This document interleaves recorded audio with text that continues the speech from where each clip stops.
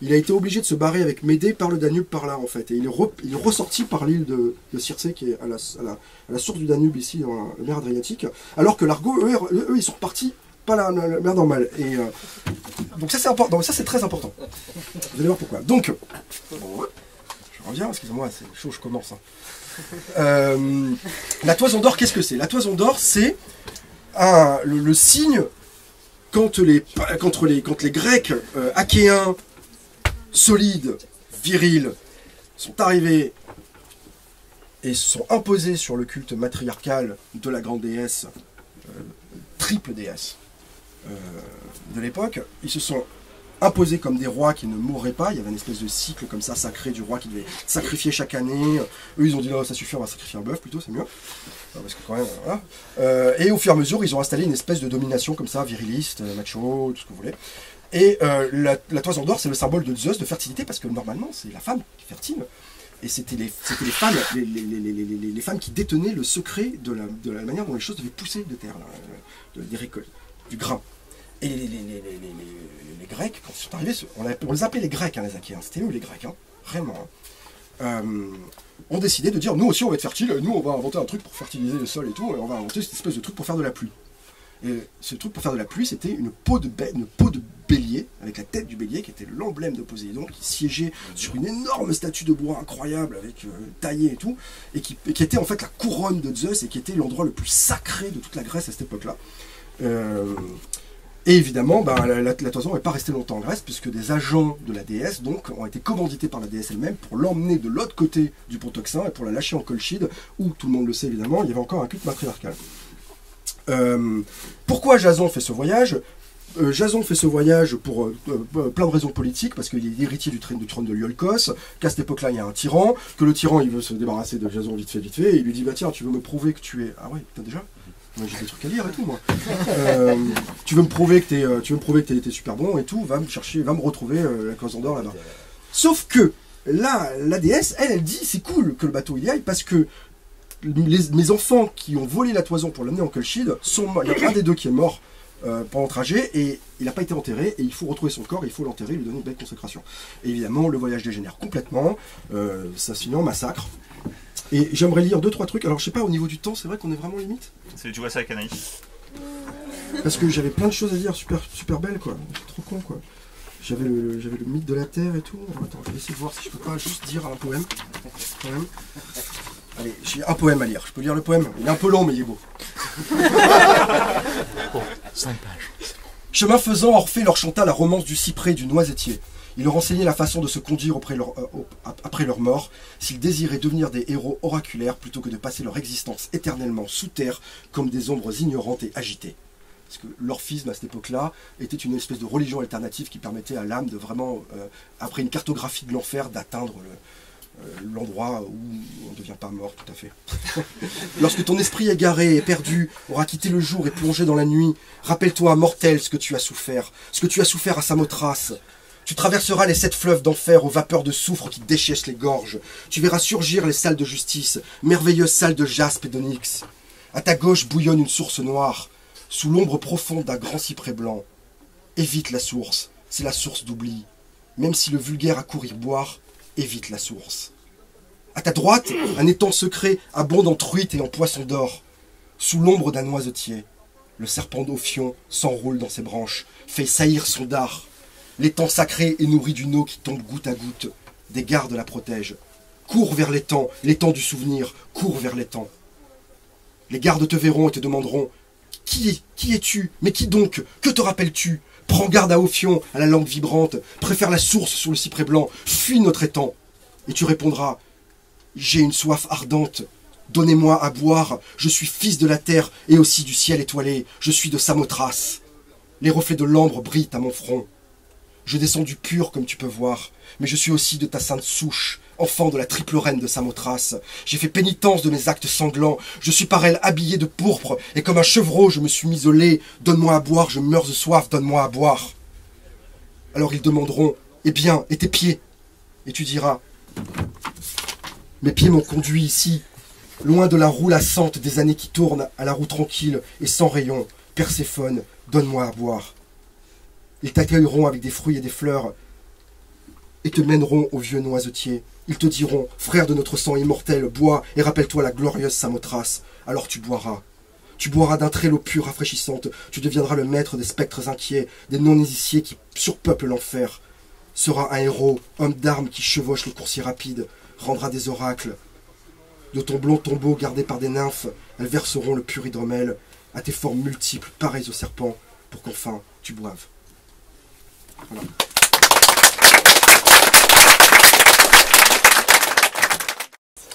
Bon, alors moi, ce serait beaucoup plus concis. Voilà. Donc, il s'agit de Yoko Ogawa. Alors, Yoko Ogawa, si vous voulez, alors que Murakami est célébré dans le monde entier, est une femme qui œuvre à peu près dans le même style de fantastique réaliste. Enfin, on ne peut pas dire que Yoko Ogawa soit vraiment du fantastique réaliste, c'est un fantastique obsessionnel. C'est-à-dire qu'elle prend les gens dans une situation tout à fait imprévue, et finalement, le fantastique ne les attaque pas. Ils ne sont pas soumis au fantastique, c'est le fantastique est pris en compte par eux, c'est eux qui le transforment. Elle est l'auteur d'un grand nombre de petits livres très courts au début, dont L'Annulaire, qui a été tourné en film, et d'ailleurs très, très mauvais. Et L'Annulaire est d'ailleurs un peu le prémisse de ce roman. Je vais vous lire un peu le résumé de cet annulaire, parce que ma mémoire est affaiblie. Donc, une jeune femme trouve un emploi de secrétaire dans un curieux laboratoire, dépositaire de spéciménis.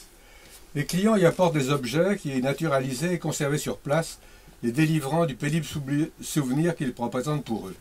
L'atmosphère paisible mais européenne du lieu, un ancien pensionnat de jeune fille, ainsi que de trop belles chaussures que lui offre son patron, semblent envoûter peu à peu.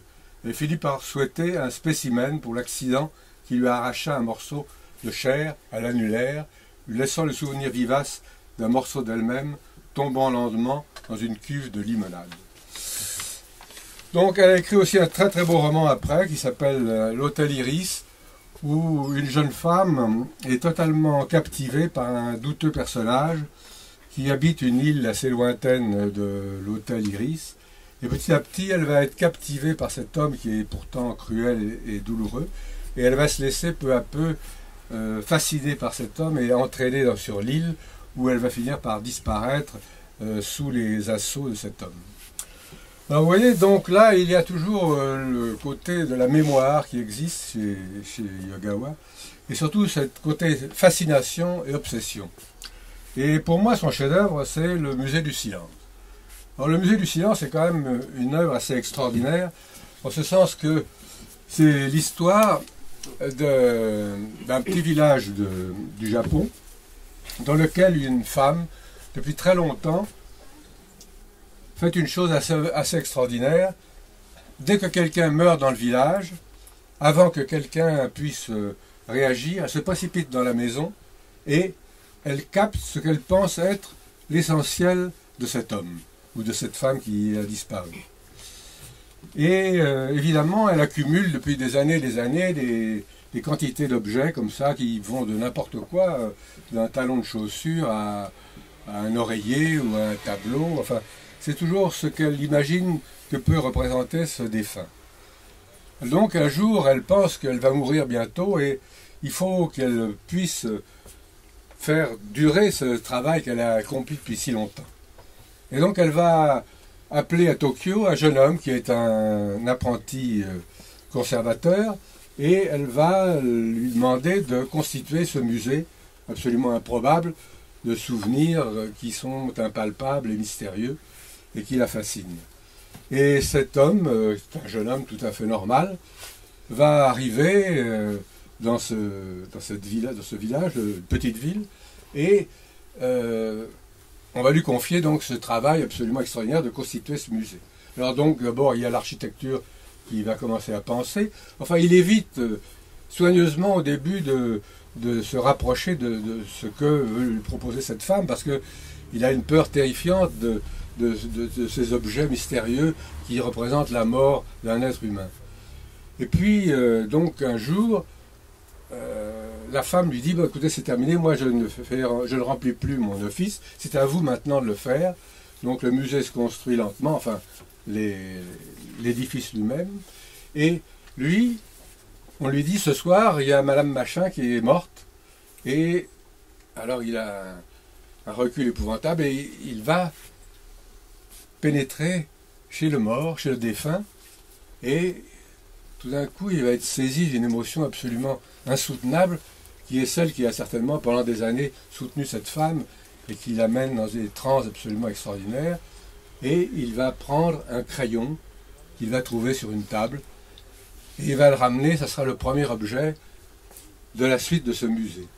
Et petit à petit, donc, il va être totalement envoûté. Donc, vous voyez cette espèce de fascination, obsession qui va se développer chez cet homme.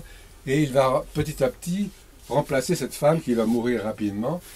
Et là, il va continuer le travail avec une passion et en même temps un assouvissement de désir tout à fait occulte. Parce que trouver ce que peut représenter le symbole d'un mort, même s'il ne le connaît pas tout à fait, parce qu'il le connaît moins bien évidemment que la femme qui a commencé ce musée, il va lentement le constituer et petit à petit il va devenir une espèce de conservateur fou qui va arpenter la ville à la recherche des morts. Et c'est ça qu'il y a d'extraordinaire chez Ogawa, c'est d'abord une simplicité de style extraordinaire, une façon de raconter les choses qui n'épargne jamais le réel parce qu'on est toujours plongé dans le réel et en même temps on est fasciné par cette atmosphère qui est empreinte d'un fantastique mais très larvaire, très étonnant, qui est toujours un peu cruel, un peu biologique, toujours attaché à des choses qui appartiennent à l'être humain, à sa peau, à sa chair, à toutes ces choses qui le représentent et qui sont l'apparence de l'être qu'il a pu être autrefois. Et donc vous voyez, je crois que c'est un roman qui vaut vraiment la peine d'être lu. D'une part, il est absolument passionnant. Et en plus, il révèle un auteur qui est vraiment, à mon avis, une des voix les plus originales de toute la littérature mondiale, sans aucune réticence. Et je le compare tout à fait à Murakami, et je pense même que certains de ses romans sont bien meilleurs que le dernier qu'il a pu écrire aujourd'hui. Voilà ce que j'avais à dire.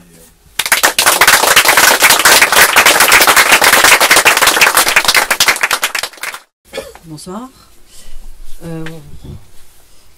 Quand on m'a dit qu'il fallait que j'apporte mon bouquin préféré, j'ai sorti Le Comte de Monte Cristo, puis après j'ai vu La Toison d'Or, j'ai vu Delphi. Donc à la place, ce sera De quelle couleur sont les blancs? C'est sorti l'année dernière à La Découverte. C'est un recueil d'essais sur le concept de blanchité. C'est vachement intéressant. Il y a des sociologues, des historiens, des artistes, des politologues, des journalistes. Il y a même des noirs. Pas beaucoup de femmes, mais il y a quand même quelques noirs. Alors, de quoi ça parle? Il y a plein de trucs. Ça parle de la naissance du concept de blanc. En gros, dans les fins 18e, mais pas beaucoup plus. Je vais faire court, c'est promis. Ça parle... Alors, il y a des trucs très actuels sur la question du racisme anti-blanc. Merci. Alors que... Je savais que je peux compter sur toi. Alors que, évidemment, depuis un petit moment maintenant,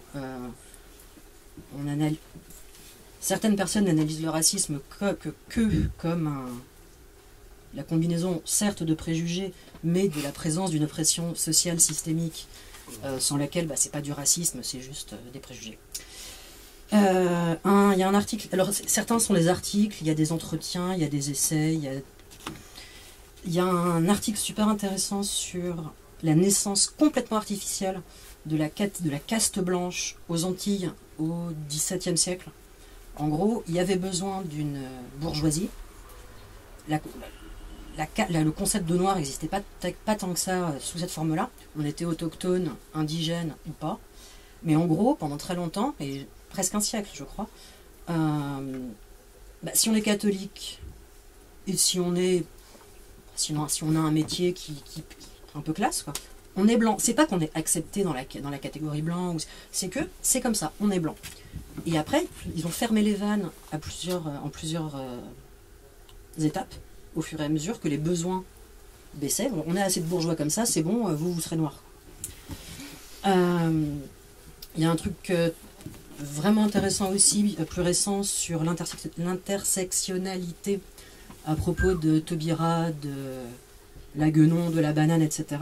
Comme quoi on peut difficilement, enfin en fait on peut pas analyser ça sous l'angle du racisme ou sans voir l'aspect sexiste et vice versa.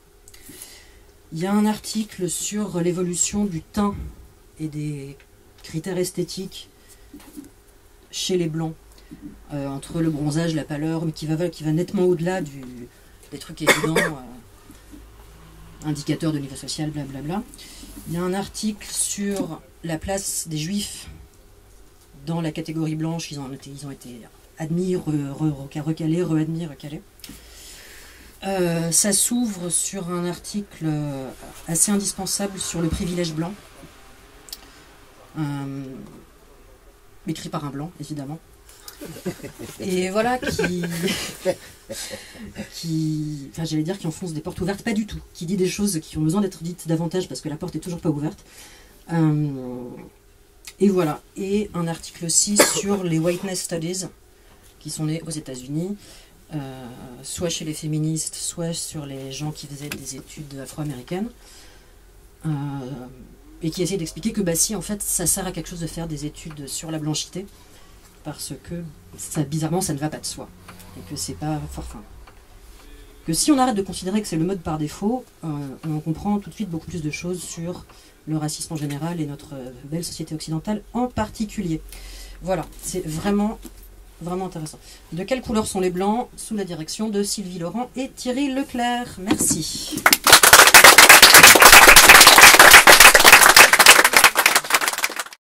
Bon, moi aussi je vais être court en fait.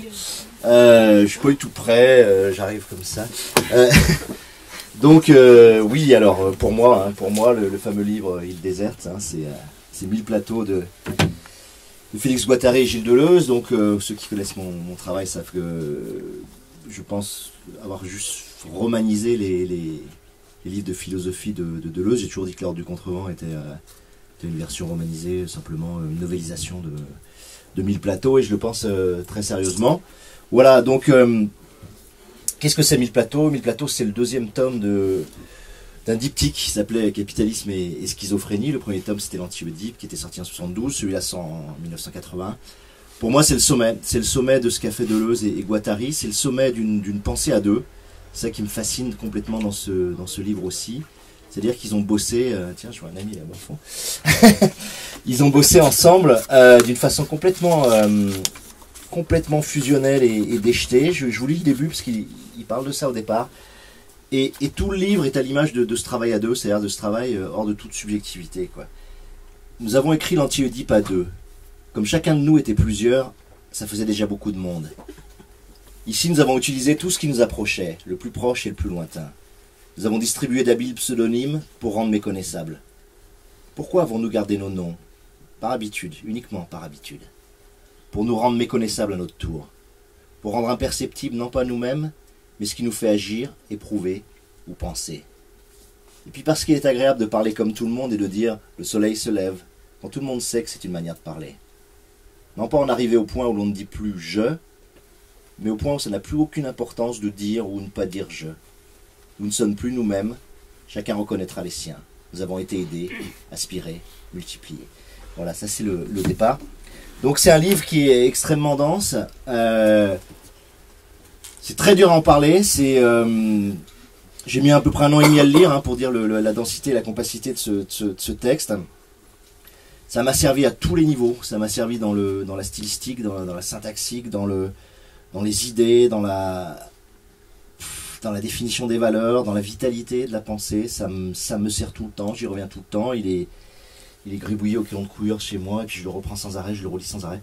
Donc c'est un livre pour moi absolument indispensable, comme Nietzsche et la philosophie aussi, le deuxième texte de Deleuze. Je voulais un deuxième passage, c'est pas la peine de baratiner en fait sur ces livres-là, il faut vraiment les ouvrir et puis essayer de rentrer dedans, et s'accrocher, il faut beaucoup s'accrocher. Mais alors après, quelle récompense, c'est extrêmement, extrêmement puissant. Voilà, pour moi c'est la philosophie la plus Ouais, la plus riche, la plus vitale, la plus contemporaine qu'on ait pu avoir en fin de XXe siècle. Et ça reste, je pense, un pur sommet, quoi. Voilà. Donc je vous lis le début d'un des plateaux. Il y a 15 plateaux, hein, ça s'appelle 1000 plateaux, mais en fait il y en a juste 15. Et, parce qu'il habitait, en fait sa maison de campagne était en face du plateau des 1000 vaches, et donc il a déliré avec 1000 plateaux. Et je vous lis un des chapitres les plus fameux, qui s'appelle De la ritournelle. Et le départ. Vous allez voir, c'est-à-dire que ce qui est extraordinaire aussi dans ce bouquin, c'est stylistiquement, c'est écrit à deux, et pourtant on sent absolument pas les coutures. Et surtout par rapport à l'Anti-Oedipe qui est écrit 8 ans avant, il y a un saut stylistique absolument dingue. L'Anti-Oedipe est une sorte d'appareillage universitaire très lourd, un peu difficile à lire, un peu pesant, laborieux, et tout d'un coup, là, ils arrivent à un style absolument, je sais pas, une vitalité, une poésie, une vitesse qu'il n'y avait pas du tout auparavant, surtout pour un livre de philo. Et on ne sait pas ce qui s'est passé, voilà, on ne sait pas ce qui s'est passé, mais c'est très beau. Alors je vous lis, voilà, je vais vous lire le début de la ritournelle. Grand 1. Un enfant dans le noir, saisi par la peur, se rassure en chantonnant. Il marche, s'arrête au gré de sa chanson. Perdu, il s'abrite comme il peut ou s'oriente tant bien que mal avec sa petite chanson. Celle-ci est comme l'esquisse d'un centre stable et calme, stabilisant et calmant, au sein du chaos. Il se peut que l'enfant saute en même temps qu'il chante, il accélère ou ralentit son allure. Mais c'est déjà la chanson qui est elle-même un saut. Elle saute du chaos, un début d'ordre dans le chaos. Elle risque aussi de se disloquer à chaque instant. Il y a toujours une sonorité dans le fil d'Ariane. Ou bien le chant d'Orphée. Vous voyez, on revient à ce que disait David tout à l'heure. Grand 2. Maintenant, au contraire, on est chez soi. Mais le chez-soi ne préexiste pas. Il a fallu tracer un cercle autour du centre fragile et incertain, organiser un espace limité. Beaucoup de composantes très diverses interviennent, repères et marques de toutes sortes. C'était déjà vrai dans le cas précédent. Mais maintenant, ce sont des composantes pour l'organisation d'un espace, non plus pour la détermination momentanée d'un centre.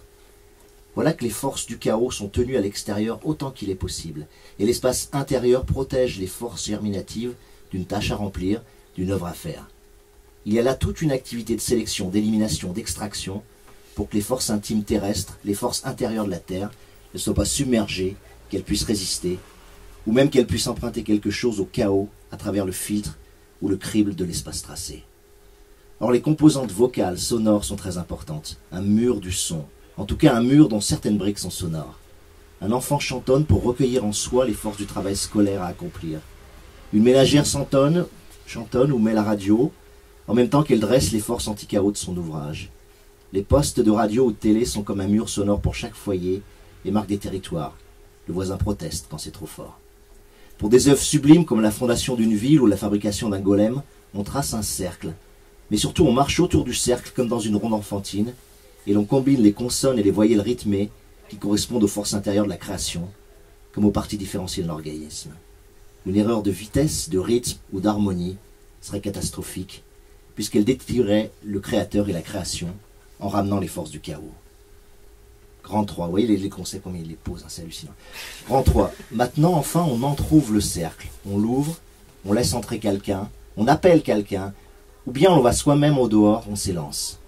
On n'ouvre pas le cercle du côté où se pressaient les anciennes forces du chaos, mais dans une autre région, créée par le cercle lui-même.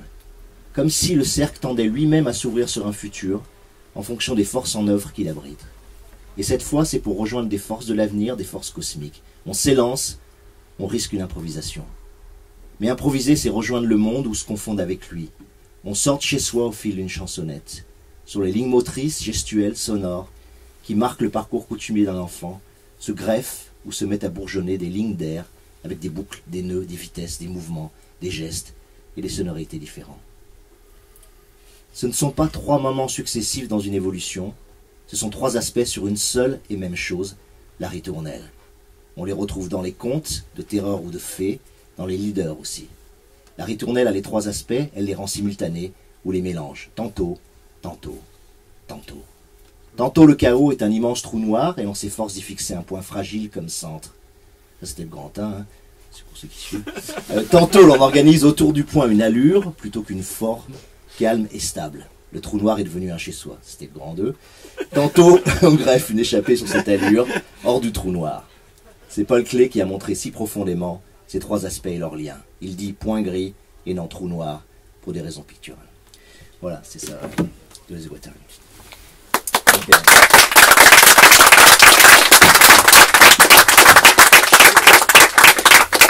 Alors, on va faire une Librairie. petite pause pour que vous puissiez tous vous désincruster de la librairie, respirer un peu. Les livres qui sont évoqués ici sont sur la table à droite pour moi, donc gauche pour vous.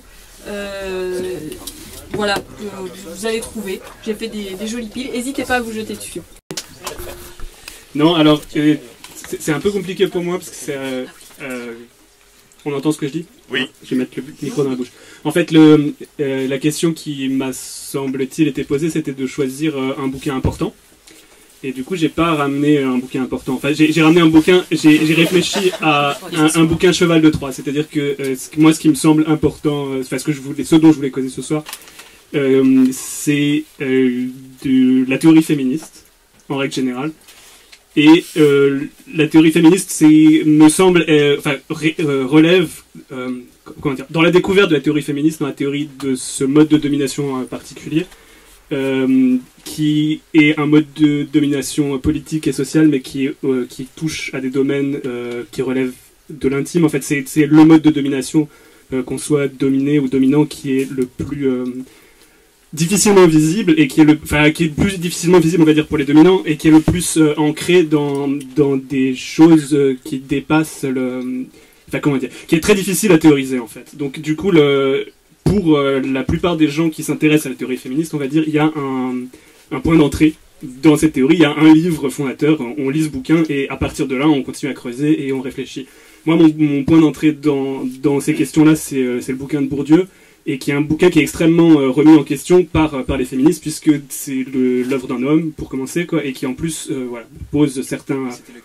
la domination masculine, qui est son bouquin, voilà, donc ça aurait été un des possibles. Il y a Simone de Beauvoir, le premier volume du Deuxième Sexe, qui est aussi extrêmement intéressant et qui sert souvent de porte d'entrée. Mais voilà, après, au sein de la nébuleuse de la pensée féministe, je suis très attaché au courant que représente Christine Delphi.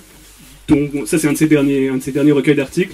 Alors, le problème, c'est qu'elle a un livre porte d'entrée, comme ça, pour poser son approche du féminisme, mais que c'est un livre qui est quand même pas ultra sexy, en fait. Ça s'appelle L'ennemi principal, c'est en 2 volumes, c'est absolument incroyable, hein, mais ça commence par faire, il y a 300 pages de détour, en fait, sur l'héritage, et voilà, sur l'économie politique de l'héritage et de la famille, pour revenir au problème.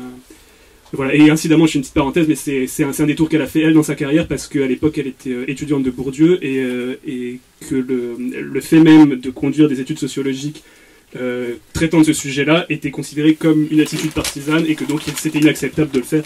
En gros, il lui a dit, voilà, il n'y a pas de sujet, faire un truc sérieux, et donc du coup, elle a fait tout le détour, mais ce qui est extrêmement intéressant, parce que ça lui permet de revenir à la question du patriarcat et de la domination masculine par un biais parallèle, on va dire, qui est la question de l'économie politique au sein de la famille, et le fait qu'on exclut de l'économie de marché ce système d'économie politique qui est une exploitation des femmes, en fait, par les hommes pour la production du travail domestique.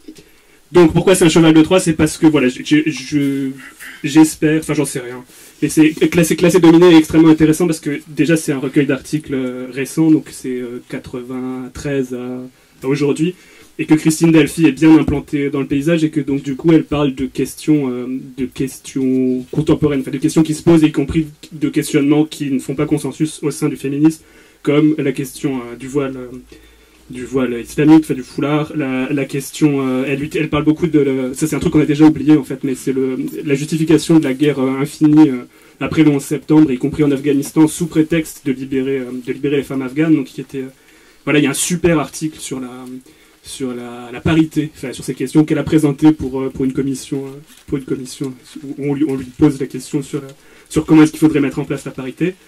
Et dans Classé dominé, se pose la question du féminisme, mais elle pose en fait en parallèle le fait que les dominations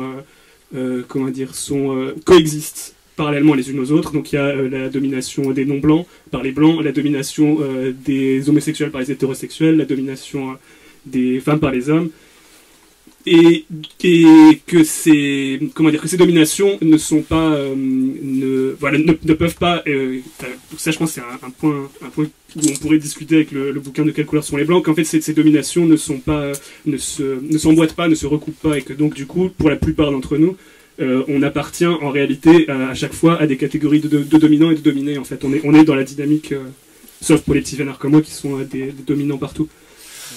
Et donc du coup voilà la thèse de Christine Delphi qui est une thèse extrêmement, donc elle se définit elle-même comme féministe radicale, ou féministe matérialiste, donc ça découle du marxisme, mais après il y a des points de désaccord qui sont aussi extrêmement riches et extrêmement intéressants sur la théorie d'analyse d'économique marxiste.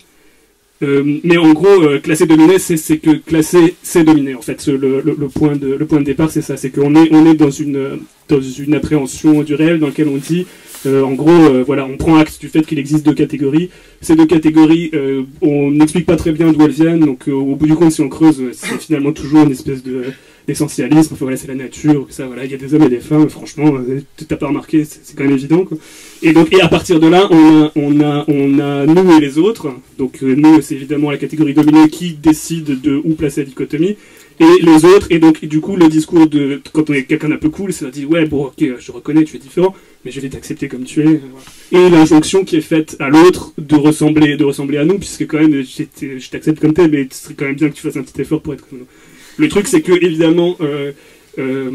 C'est rigoureusement impossible dans la mesure où l'acte de classement est déjà l'acte de domination, c'est-à-dire qu'on décide qu'il existe des catégories et on décide qu'il existe deux catégories pour qu'une des catégories soit au service de l'autre. En fait, l'acte de classement, l'acte de distinguer, de couper l'humanité en deux parties à laquelle on est obligé d'appartenir exclusivement, et en fait l'acte fondateur de la domination. Et donc à partir de ce moment-là, envisager la relation entre ces deux groupes qu'on a créés dans un but voilà d'économie politique n'a aucun sens en fait, et n'a aucun sens et surtout ne peut pas aboutir. Donc du coup, ce qui est très intéressant, c'est qu'une fois qu'on a postulé ça, ça force à repenser une quantité vraiment importante de choses, et ça permet aussi d'articuler les réflexions voilà en dominant dominé. Voilà, le truc qui me pose problème vis-à-vis de l'intervention de ce soir, j'en ai discuté avec une copine, c'est évidemment, c'est que je suis un homme et je viens faire le blabla sur la théorie féministe, vous expliquer à quel point c'est intéressant, mais parce que je pense aussi que, et ça c'est comment dire, il y a dans le bouquin fondateur de Christine Delphi, il y a un super article qui s'appelle Nos amis et nous, et qui est donc sur tous ces hommes qui du jour au lendemain se sont découverts dans les années 70 qu'ils étaient en fait des grands féministes, et qu'ils allaient eux-mêmes produire de la théorie féministe, et que ça allait être vraiment super intéressant, et d'autant plus intéressant que comme c'est les hommes qui le disent, ce sera quand même un petit peu plus cool. Donc c'est un des reproches qui est fait à Bourdieu, c'est qu'il y a eu aussi il y a eu beaucoup plus d'écho en fait dans par son livre du fait qu'il était un homme. Je ne sais plus ce que je voulais dire. Non, ah oui, c'est ça. Mais c'est qu'en réalité la domination, quand on est un dominant, la domination a un caractère beaucoup moins urgent, on va dire. Enfin, c'est un des postulats, c'est que les violences faites aux femmes, si ça s'arrête maintenant ou dans 10 ans, je veux dire, quand on est un homme, ça pose un problème moral, mais en réalité ça va. Enfin, c'est pas un problème beaucoup plus important que ça. Par contre, il y a un sujet sur lequel on est expert en réalité. Alors on est expert, on va dire, comment dire, pas exactement uniquement malgré nous, puisqu'on en tire le bénéfice, c'est dans le processus de domination en fait. Et du coup, il y a voilà. Alors, on va dire mon livre important pour ça, c'est pas exactement le Christine Delphi, mais du coup, c'est un livre qui s'adresserait plus aux hommes et qui nécessite quand même d'avoir envie de creuser le sujet.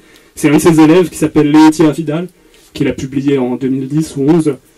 C'est une thèse de sociologie, et en fait, il repart des théories de Christine Delphi, et il dit, voilà, en tant qu'homme, ce sur quoi on peut réfléchir, c'est quelles sont les stratégies de domination qu'on nous a enseignées, qu'on maîtrise absolument parfaitement, et qu'on est totalement, qu'on applique en réalité, qu'on soit conscient que la domination existe ou non, et qu'on ait envie qu'elle perdure ou non. En réalité, on est tous des spécialistes de ça. Et du coup, le bouquin de Thierry Vidal, j'ai trouvé que c'était absolument... et il reprend, alors le bouquin de Delphi s'appelle L'ennemi principal, et le bouquin de Thierry Vidal s'appelait De l'ennemi principal au principal ennemi, et voilà. Et c'est basé y compris sur des entretiens en fait. Voilà. Dernière parenthèse, après j'arrête de parler. Christine Delphi comme Thierry Vidal aussi viennent, c'est un truc qui est très intéressant, ils viennent de milieux d'extrême gauche, on va dire, et du coup ce qui est intéressant, c'est aussi le rapport qu'ils ont à ça en fait, c'est le fait que on a beau se retrouver compagnon de lutte avec des gens qui trouvent que le racisme c'est vraiment pas bien, la tolérance sexuelle c'est vraiment cool, et en même temps voilà, la domination masculine achoppe toujours à un moment. Je sais plus ce que je voulais dire. Bref, donc du coup en fait simplement ce que je trouverais cool, c'est que vous vous intéressiez. Donc qu'à un moment ou à un autre vous ouvriez. Alors je sais pas, je pense qu'on peut passer sa vie à s'en foutre et c'est pas non plus. Mais j'ai l'impression que ça peut changer les choses pour les gens. Bref, voilà, c'est tout.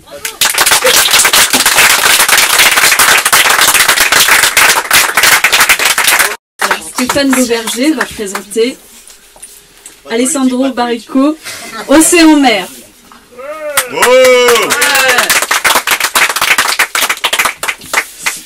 Bon, alors après une grande tirade féministe, ça va être difficile d'enchaîner. En fait, j'aurais presque préféré faire un débat sur les questions qui viennent d'être levées, mais peut-être pas un débat. En tout cas, je suis d'accord avec beaucoup de choses qui viennent d'être dites.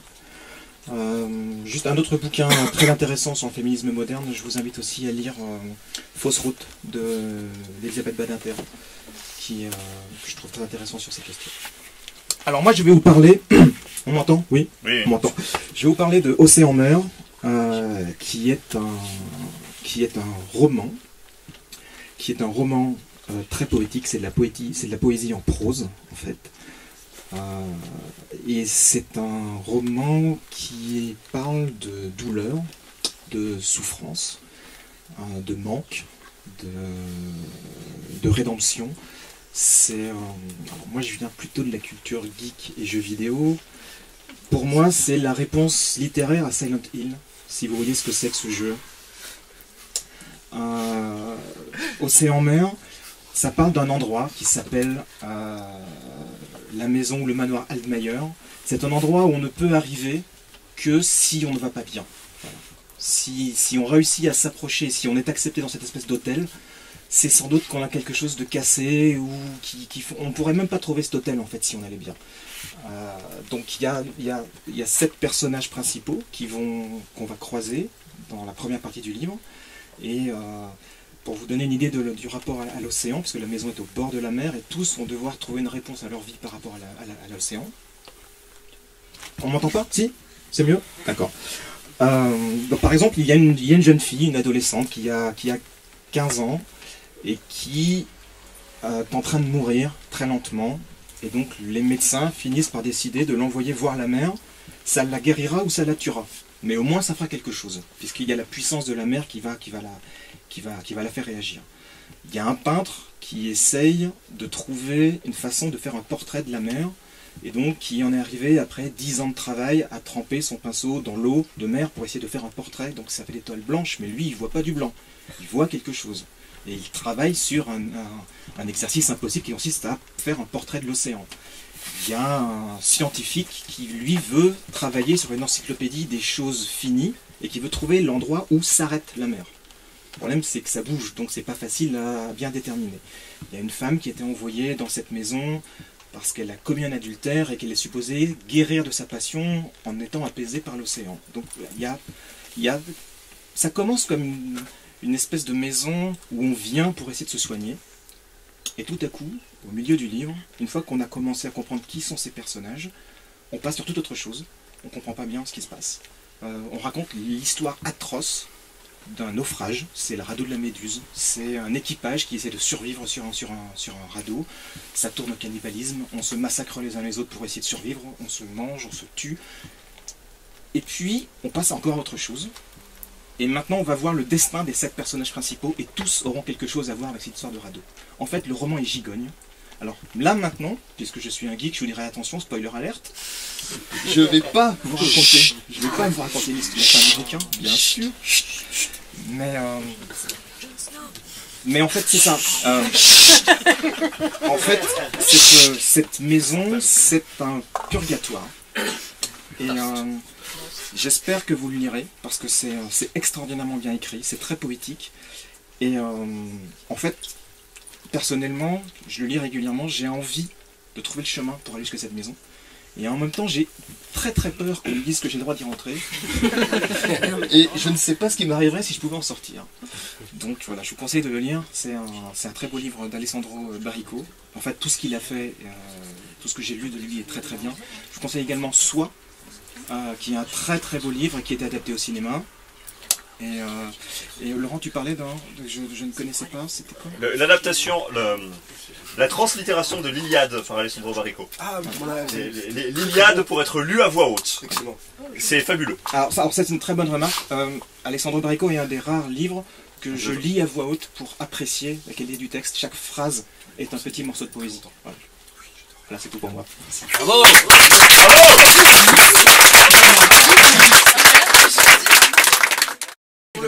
Et donc, Jacques Barbéry va présenter Autobiographie d'une machine Tech de Laferty. Bravo.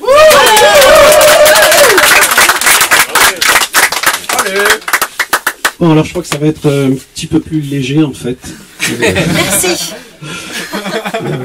Alors Raphaël Aloysius Laferty, bon, déjà le nom de l'auteur un petit peu particulier peut donner une idée de ce que vont être ces bouquins. Les titres: Autobiographie d'une machine Tech. Bon, là aussi on se dit où va-t-on. Donc c'est un auteur quand même assez particulier. C'est un écrivain de science-fiction qui est de la génération des auteurs de l'âge d'or comme Asimov, Van Vogt, Clarke, etc. Mais qui en fait a commencé à écrire très tard. Il a décidé d'écrire à 45 ans. C'est-à-dire au début des années 60. Et en fait, à l'époque où des auteurs comme Philippe Cadic, Ballard, Moorcock commençaient eux aussi à écrire, et donc il est associé plutôt à cette génération. C'est-à-dire c'est vraiment un auteur qui a un peu dynamité les gens dans les années 60. Alors, bon, je vous parle là de ce roman-là en particulier, Autobiographie d'une machine Tech, mais à travers ce roman, c'est toute l'œuvre de l'auteur qui en fait est particulière et intéressante. Ce roman en particulier, parce que c'est le seul qui aujourd'hui est disponible chez Actes Sud, qui ont décidé de rééditer les livres de Laferty, qui ont été publiés au début des années 70 par plusieurs éditeurs, mais chaque éditeur à ce moment-là n'a publié qu'un seul roman de Laferty. Et après il a fait faillite? Ils n'ont pas fait faillite, mais disons que ça n'a pas dû trop marcher puisqu'ils n'ont pas récidivé. Donc c'est un auteur un petit peu... enfin c'est un auteur pour moi très important, mais qui malheureusement ne vend pas beaucoup de livres, et du coup les éditeurs finissent par laisser tomber. Pendant 25 ans, plus personne n'a essayé de publier Laferty. Et il y a un petit éditeur qui s'appelle Zanzibar, qui a essayé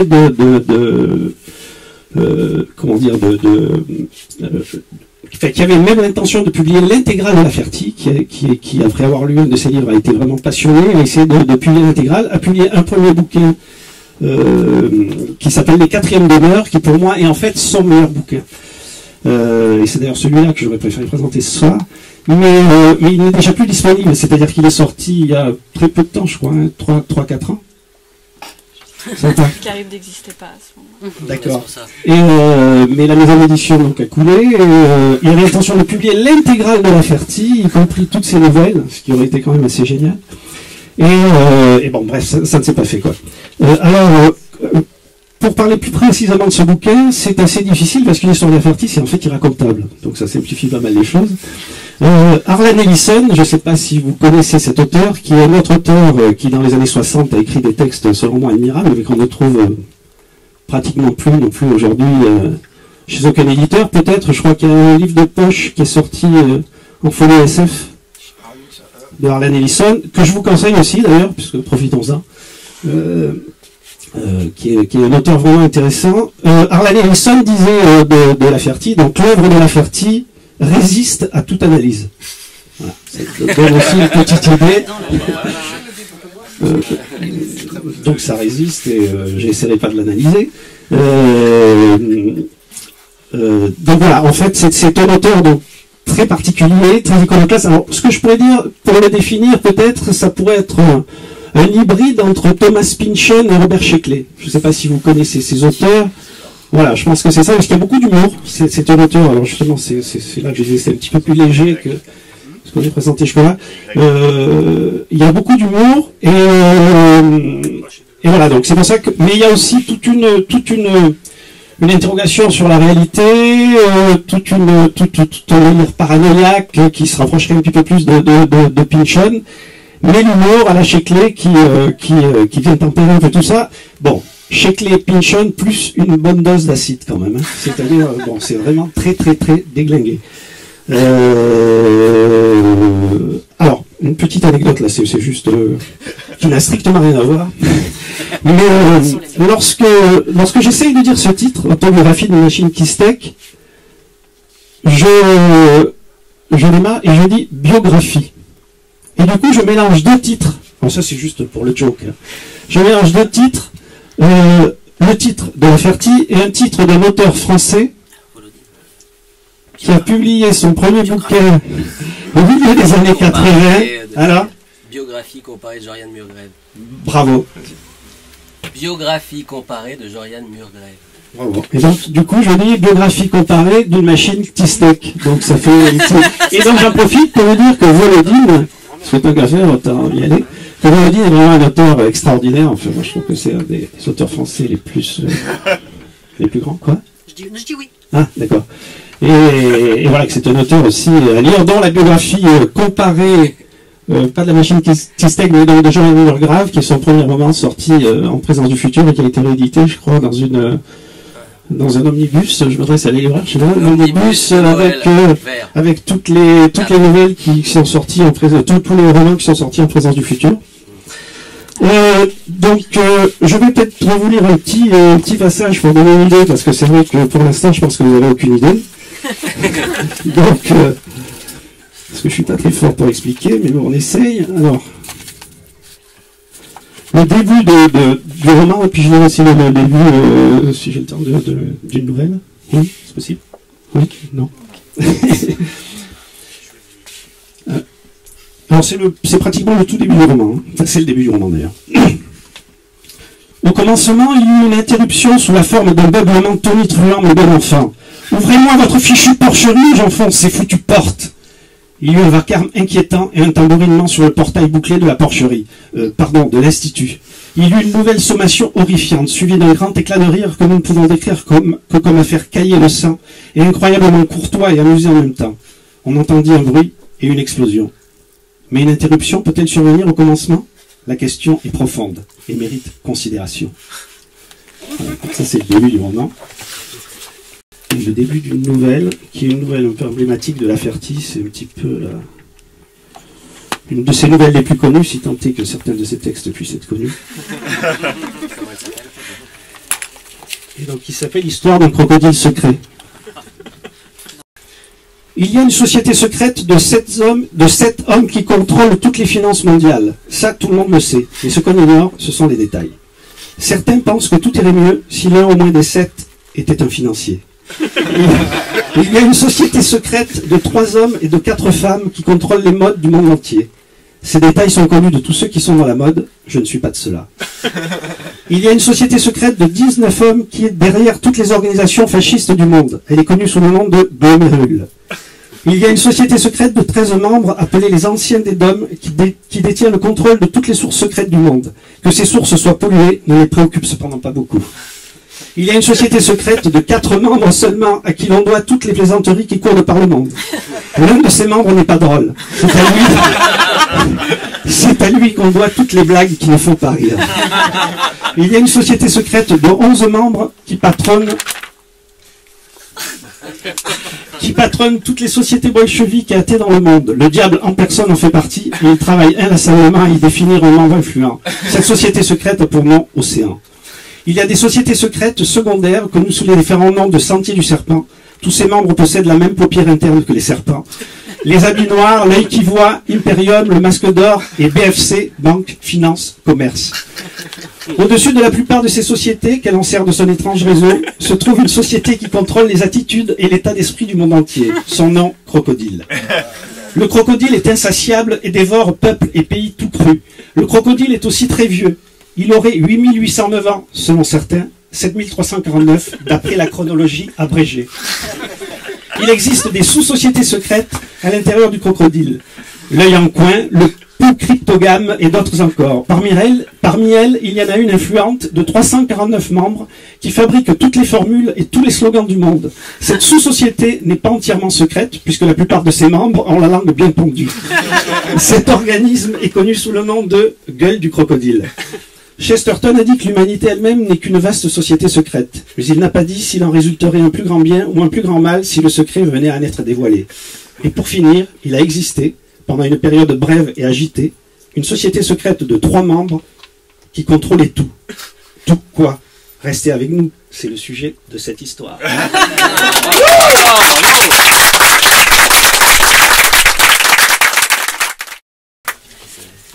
Alors, je vous fais le générique, mais restez parce qu'après, il y a le bonus, c'est le quiz.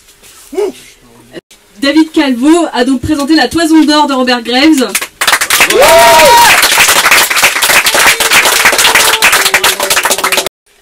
Philippe Curval a présenté Yoko Ogawa, Le Musée du Silence. Marie Surgers a présenté De quelle couleur sont les blancs.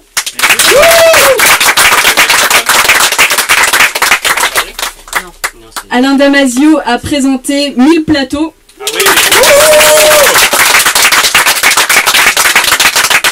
Léo Henry a présenté Classé, Dominé, Qui sont les autres.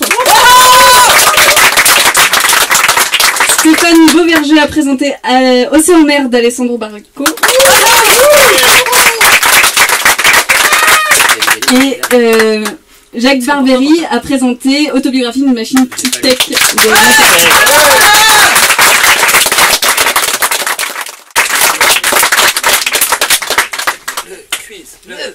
Le quiz. Alors, il y a 3 lots à gagner pour ce quiz.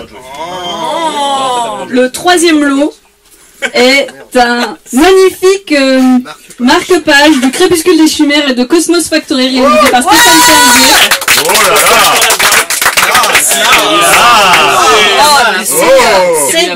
Le 2e lot est un magnifique marque-page du Déchronologue réalisé par Corinne Dion. Et le premier lot est une bourriche. Non, je plaisante. C'est un magnifique marque-page réalisé par Stéphane Berger du Diable est au piano. Alors, il n'y a pas de règles sur les extraits. Ce sont des livres La Volte. Il peut y avoir plusieurs fois le même livre, il peut y avoir plusieurs fois le même auteur. Rappelle plusieurs choses. Il y a des auteurs de La Volte qui écoutent rien. D'abord, les auteurs de La Volte n'ont pas le droit de jouer. Et Ni Mathias. donc voilà, Mathias n'a pas le droit de jouer. Et les auteurs peuvent, mais sans tricher. Mais non, ils n'ont pas le droit de jouer. Mais non, ils n'ont pas le droit de jouer. Oh. La seule règle, c'est qu'il faut, ce serait bien d'attendre la fin de l'extrait avant de hurler la réponse. Oui. C'est quoi le blind test? Faut deviner le titre et le livre. Voilà, le titre et l'auteur. Le titre? Ah non. Alors, si c'est extrait d'une nouvelle, le titre du recueil, ça marche. Ok. Le diable est au piano. Ou on crie, ou... Non, il faut dire tout de suite. Il faut crier, parce que si on lève la main, c'est trop civilisé. Alors, premier extrait. David Calvo. Perdu. Quand le soldat à l'accent espagnol posa un pied sur la première marche, une des femmes ulula. Elle devait avoir au moins 60 ans. Sa chevelure grise en désordre, qui lui cachait presque entièrement le visage, ne dissimulait rien de la folie qui brillait dans ses yeux. Le tueur ne prêta aucune attention à sa tentative d'intimidation et gravit encore 2 marches avant qu'elle ne chargeât en criant. Justine sentit sa nuque se raidir dans l'attente de l'impact imminent, mais la forcenée s'arrêta net en face de l'homme, sa large poitrine se frottant contre le cuir souillé de son uniforme, pour entamer ce qui semblait être une parodie d'accouplement frénétique, les mains serrées sur le tissu de sa robe relevée. À en juger par les traînées improbables qui lui barbouillaient le haut des cuisses, d'autres avaient dû récemment la trouver à leur goût. La parade ne dura pas plus de 5 secondes avant que l'homme ne la repoussa sans un mot. Elle recula en ricanant, sa langue s'agitant comme une anguille entre ses lèvres molles. Justine ressentit une vive honte pour la doyenne dépenaillée. Putain de ménagerie, murmura-t-elle. Beauverger. J'ai honte. Oui, chromosome. Bravo. C'est quoi ton prénom déjà? Benjamin. la volte, hein. Oh mais ouais. Je suis pas auteur. Il est pas auteur, mais il a... Les bouquins de Non, mais Stéphane jouent si, pas. si j'enlève les gens qui squattent à la volte, il n'y a plus personne. Alors, attends, mais ça pourrait être le sien aussi, ce serait embêtant. Non, pourquoi? Ça peut être un piège. Je n'ai jamais circulé dans cette ville autrement qu'en dériveur, avec l'asphalte liquide qui me Du protte, dehors, Alain Damasio.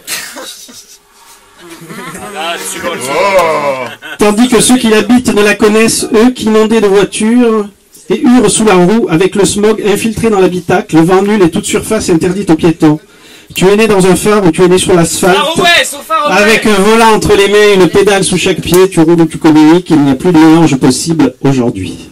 C'est pas le nom du livre. C'était quoi? So Far Away. Bah oui, mais c'est le nom de la nouvelle. Ah, C'est encore mieux, c'est encore mieux. C'est mieux, non, la nouvelle. C'est mieux, bravo. Et qui est l'auteur?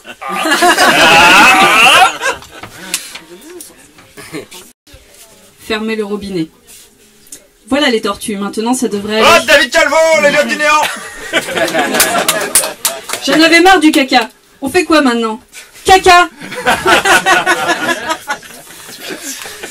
C'est beau, là, c'est sympa. Hein. Merci. On connaît bien, quoi. Papa regarde les dessins animés sans sourire, comme si c'était les funérailles du pape ou une catastrophe naturelle. Tina, dans la chambre, grogne dans son portable en serrant les dents pour ne pas déranger, ne pas troubler la fête. Il n'y a pas assez d'argent dans sa famille, ou bien il y en a trop, ou bien il ne s'aime pas. Papa resserre du cordon rouge. Calme. Calme. Welbeck. T'as pas le droit de participer. Hein. Merde, Ok, l'angosha. Ok, super. Alors maintenant. Le diable est au piano, arbre sec, arbre seul de Léo Henry. Il pleure maintenant. Bah ouais, ouais. C'est pas gentil. Tu me reconnais même pas les tiens. Je ne suis pas fou, mais je suis dément et j'en suis fier. La folie essaye d'organiser le chaos. Moi je me contenterai de peupler le néant. Je serai un de ces prophètes issus des crevasses noires et humides du genre humain. Mais pour l'instant, je me dois d'être patient. Je sais que l'instant approche. Jour après jour, une étrange tiédeur glisse sur ma peau. Je sens l'avenir comme s'il s'agissait d'une énorme bête gesticulante, un dragon rouge et or dont les ailes noires claquent dans l'air bouillant du temps. Et le vent brûlant vient, après plusieurs années d'un voyage à rebours, caresser la peau du prophète. Araignée, ma douce araignée qui tisse sa toile sous mon oreiller. Je t'écraserai pas du doigt dans la tête, mais dans tous les orifices qui pourra venir nicher. David Calvo encore, les gars. Il a dit avant. Barberie. Lequel? C'est quoi ton prénom?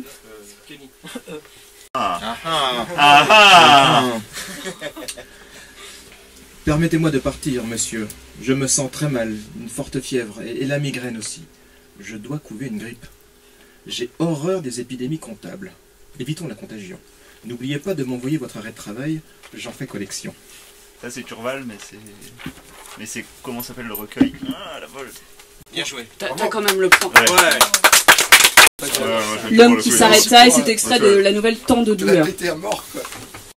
Vous n'êtes qu'une bande de vatards. Regardez ce qu'ils deviennent, les dématés. Regardez Sam, putain, c'est qui aujourd'hui, c'est qui? Une vidéo en 3 minutes qui repasse en boucle. 10 fichiers texte, un gif animé, 2 pauvres JPEG et une base de données. Au mieux. Hier soir, Sam était encore un petit gars de chez nous avec une peau, de la salive dans la bouche. Ça c'est Damasio. On tirait des pénaux et on rigolait ensemble. Aujourd'hui, il a sa bouille en 20 mètres par 30, sauf que c'est plus sa bouille. Et il nous parle, sauf que c'est plus sa voix. Vous calculez, c'est pas lui. Sam est mort. La zone du Nord, Damasio. Non, pas du tout, c'est la Aucun souvenir assez solide, Captcha. Oui, Ah. aucun souvenir assez solide. C'est extrait de S'il y a Captcha. un péno,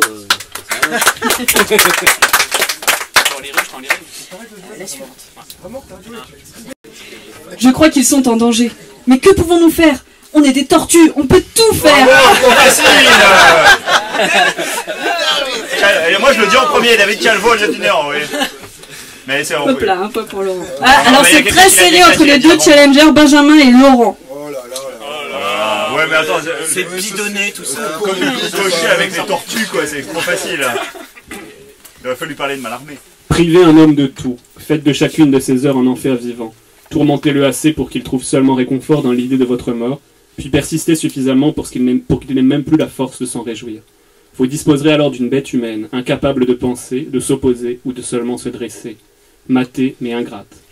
Mais prenez ce même homme, martyrisez-le tout autant en veillant toutefois à lui accorder la plus infime des satisfactions, l'espoir le plus ténu, agité ostensiblement sur le lumignon au cœur des ténèbres de son infortune, et il viendra de lui-même laper vos chevilles pour jouir encore d'un autre lever de soleil.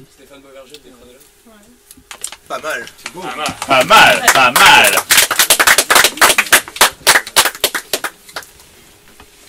Ivre de colère et d'incompréhension, je m'éloigne. Quelqu'un a tué mon père. Quelqu'un a tué mon père. Comme une ignoble litanie. On m'a volé mon parricide. Et ça, c'est ignoble.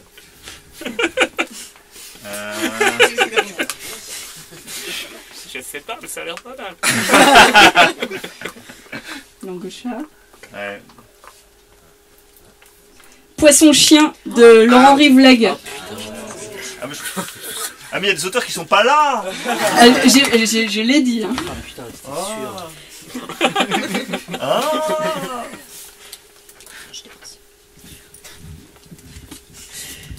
Quand l'Alqueria disparut dans son dos, dans son dos, il souleva le paquet avec l'intention de mordre dans ce qu'il pensait être une miche. C'était en fait un chiffon vert, enroulé sur plusieurs épaisseurs. Quand il eut fini de le défaire, il lâcha d'un coup les rênes et poussa un cri. Le chiffon contenait une langue humaine tranchée nette, et cette langue bougeait comme si elle prononçait des paroles silencieuses et dépourvues de sens. Nicolas Emmerich, Valérie Evangelisti. Excellent! Bravo!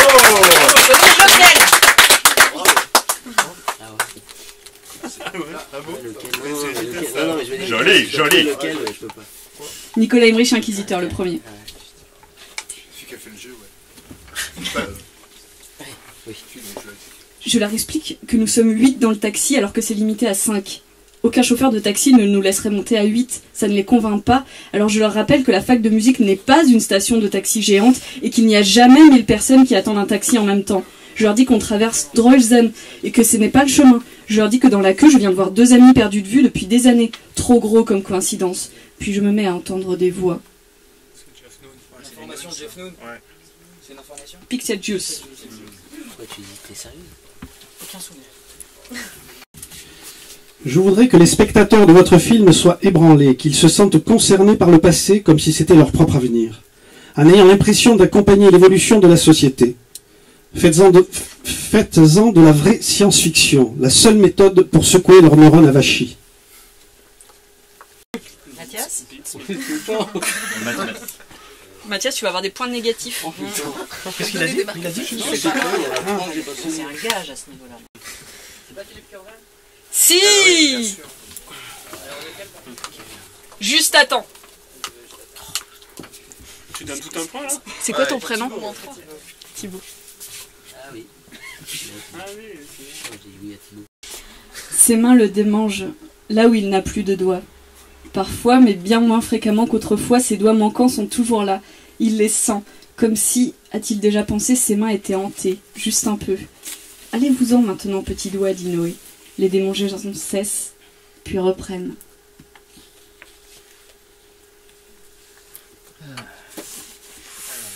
Calme. C'est pas facile là, hein?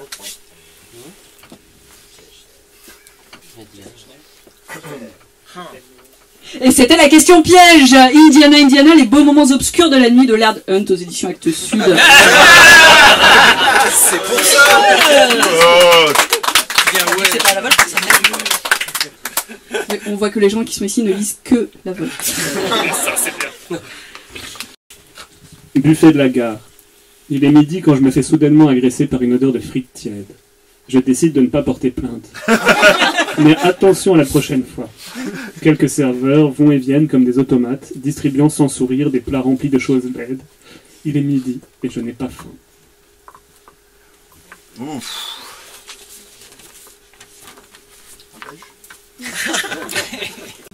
Poisson chien de Laurent Rivleg. Décidément, personne ne l'a lu, c'est très dommage. Vous avez quelques exemplaires à l'entrée. Vraiment, il vaut le détour. C'est vrai. Alors. Point. Virgule. Apostrophe. Ah là là, Point. Apostrophe. Point. non mais c'est bon. Point. Apostrophe. Point. Virgule. Guillemets. Je l'ai dit en premier. Un point pour Laurent. Le roi tu triches. Parce que c'est celui qui est le plus, c'est ça. J'aurais plutôt cru... Pardon, excusez-moi. J'aurais plutôt cru que des habits vous avaient été prêtés par une jeune femme comblée de vos attentions vieille Europe. Vous plaisantez? Je ne connais rien de plus insatisfaisant que le sexe tantrique. Si ce n'est peut-être le végétalisme ou les lentilles au curry. Vraiment, je ne suis pas taillé pour leur monde d'après. Léo Henry, ouais, je sais pas quoi. Rouge gueule de bois de Léo Henry. Oui, bien sûr. Oui. Qui a crié? Bidibule. Un point pour Bidibule. Rouge gueule de bois. Stan et Olivier se regardèrent. On ne fait qu'exécuter les ordres. De qui? Ils indiquèrent à A d'un mouvement de tête. C'est le lémurien alcoolo-tabagique qui mène la danse? Ah, retenez-moi ou je transforme cet humain en chair à Port-Val. Ce rêve est vraiment débile, maugréa Jack. En vertu de quoi vous écoutez cet avorton? Demanda-t-il aux deux infirmiers. Il sait reconnaître, merci Bidibule, il sait reconnaître les casques à Pimise. Et alors?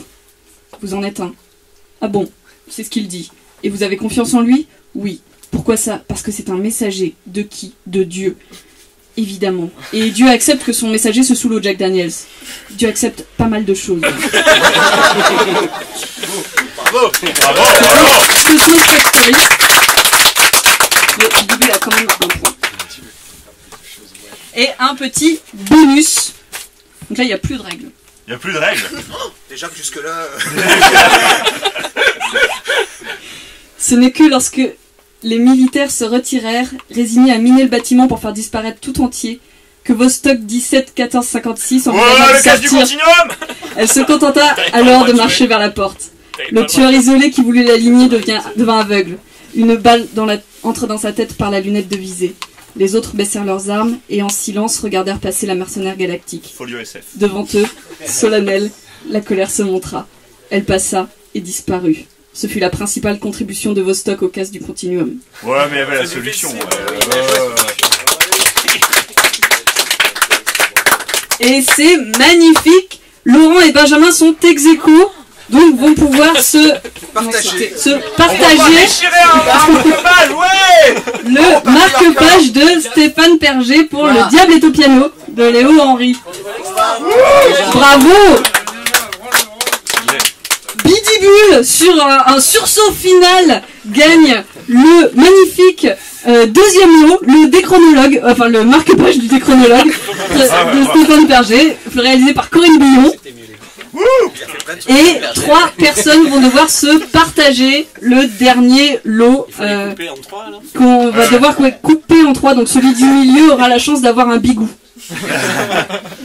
Bravo! Bravo! Un bigou! J'ai pas dit les noms. Les noms des 3 personnes sont donc Kenny, Marie et Thibaut. Bravo! Donc, merci à tout le monde d'être venu, notamment vous 7. Ouais. N'hésitez pas à sortir respirer, re-rentrer acheter des livres. C'est là pour ça. Il y a plein de livres qui ont été évoqués, qui arrivent. N'hésitez pas à nous les demander. Les Yoko Ogawa, les Bariko, on les a. Voilà. Bravo, bien placé. Bravo, bravo, bravo, bravo, bravo, bravo Anaïs. Et les Volodines, évidemment. Tu l'as amené en fait.